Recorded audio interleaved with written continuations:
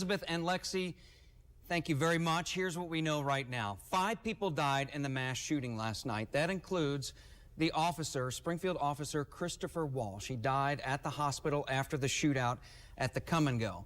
3 people died at the Come and Go. The gunman also died at that gas station from a self-inflicted gunshot wound. Oh, it's going great. I grabbed them right as they landed, and then they went to a restaurant, and they let me join them for dinner. Really, they were kind enough to let me intrude on their dinner and do an interview while they were trying to eat. Very kind of them. Dustin is 38. He lives with Down syndrome. He is one of Missouri's biggest Chiefs fans. So a friend started an effort to raise money for him. That caught the attention of Fox Sports, and they are donating 5 tickets to Dustin and his family. So it's Dustin, his dad, 3 brothers. They're all here in Miami, ready for the big game. Good morning. The system that brought this ice and snow to the Ozarks is moving out, gone.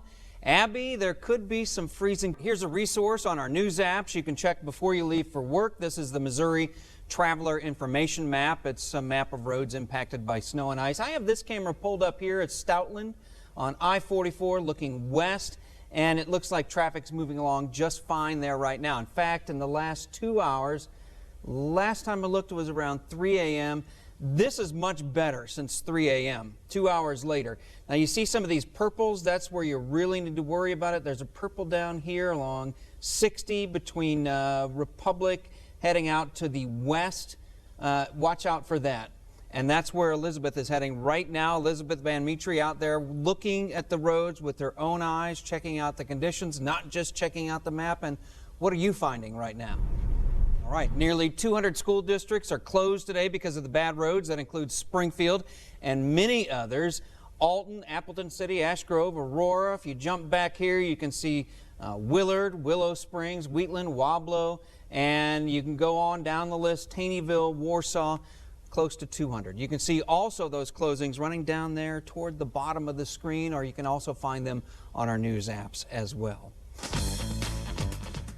Now an update on bridge work north of Branson. We told you on the show yesterday that repairs would start this week on the southbound Bear Creek Bridge. Well, MoDOT now says that work will be delayed until the week of January 6th. Once it starts, the bridge will be down to about 1 lane for 2 weeks.